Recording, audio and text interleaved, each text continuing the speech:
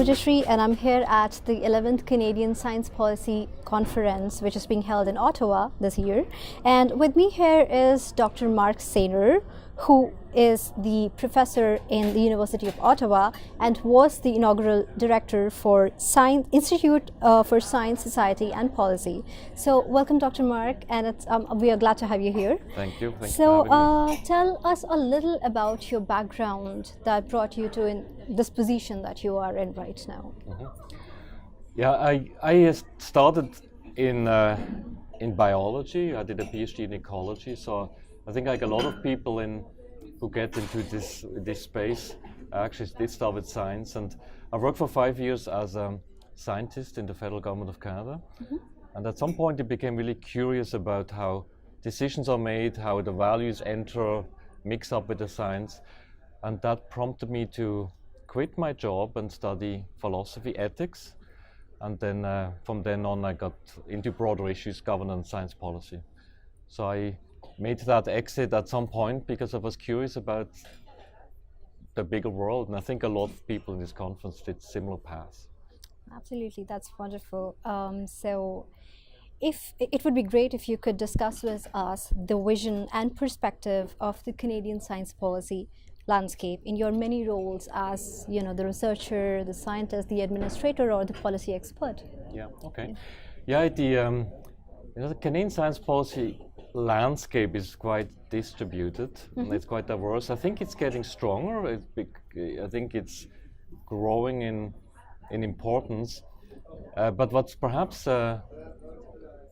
very typical in a sense for Canada, which is very different in the United States and in the UK, for example, is that we don't really have a strong center for science policy.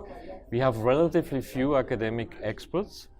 A lot of our experts are not at the university, they're not teaching, and that has a bit an effect, I think, on capacity. It has an effect on where government can go, to get input.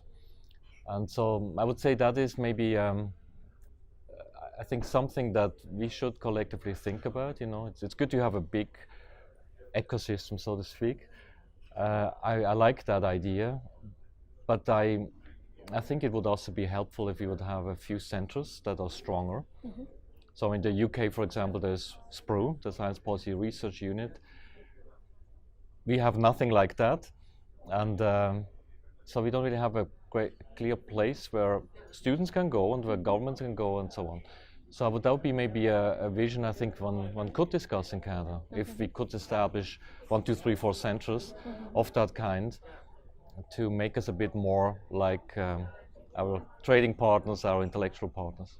Wonderful. So would you like to tell us briefly about the Institute of Science, Society and Policy, if you will? Yeah, for sure. The ISSP started with an idea by David Castle, mm-hmm. who was a professor at the University of Ottawa and had the title of Canada Research Chair in Science, Society and Policy. Mm-hmm. And I got involved at approximate time, and he actually left university for a bigger job. We thought we maybe would work together. And so I had really the task to also envision it a bit, what the scope would be. And the original vision was to cover a lot of scope, to have science for policy address, so that I'm still working on that, science advice, that's still my domain. But also some policy for science coverage and also technology governance, because you cannot forget about technology when it comes to science and society. Sure.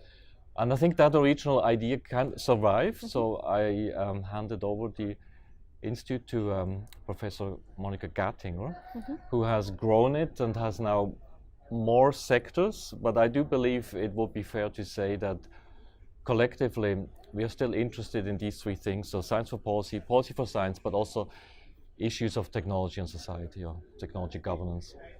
Great. So you were on this panel, the INCSA panel in the Science Policy 101 mm-hmm. symposium that was held on the first day of the conference. So if you would like to give us a takeaway message from the symposium, what would it be? I would say for this event, what was kind of striking for me it was well attended, mm-hmm. and a lot of people who attended this particular symposium says this is the first CSPC conference.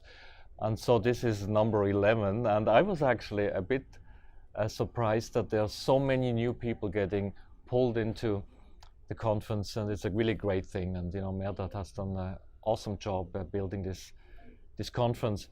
So that would be, just from the constellation, would be my first observation. In terms of content, I would just say there is curiosity and interest there to get everyone involved, even when you're basically a newbie. When you not necessarily have the technical terms or the history of the file, but people are basically ready from the beginning to make a contribution.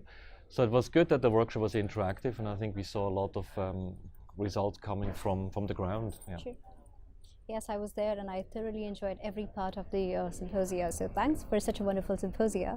CSPC is thrilled to have you here, and as you know that CSPC is commemorating its 10 years in influencing the Canadian science and policy landscape. What do you think is the biggest value that CSPC has been able to add to the landscape over the years? Well, I would just say that that we now have this focal point that is strong and sustainable. Because when it started, it wasn't the first time someone tried to do something on science policy. And it was pushed by a student movement. And I was at the first event in Toronto, and I was a bit skeptical that it would be sustainable. And well, it just takes, energy and perseverance. But that we now have something we can rely on, I think is an enormous value. Just to be able to confidently know this will happen and get together and plan for it. It's hard to measure, the result of exchange. People bump into each other, they start ideas, start projects, sure. And then maybe 5 years later they forgot where they met. Sure. So it's not that easy to trace in some quantitative sense the effect something like this has. I think we should just go by the market response. Fact that people are willing to come and come again, I think is the best proof of need. And when it comes to actually making policy, this is such a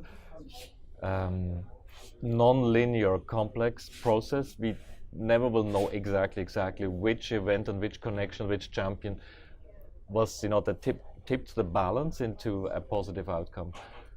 So I would say that the value is that we have now, for I think the first time ever, a national, I think, and truly sustainable place. Absolutely. That is still growing. Absolutely. Well, it was a great discussion. I'm glad to have you here, and I hope you enjoyed the rest of the conference. Okay, well, thank you. Thank you very much. Thank you very much.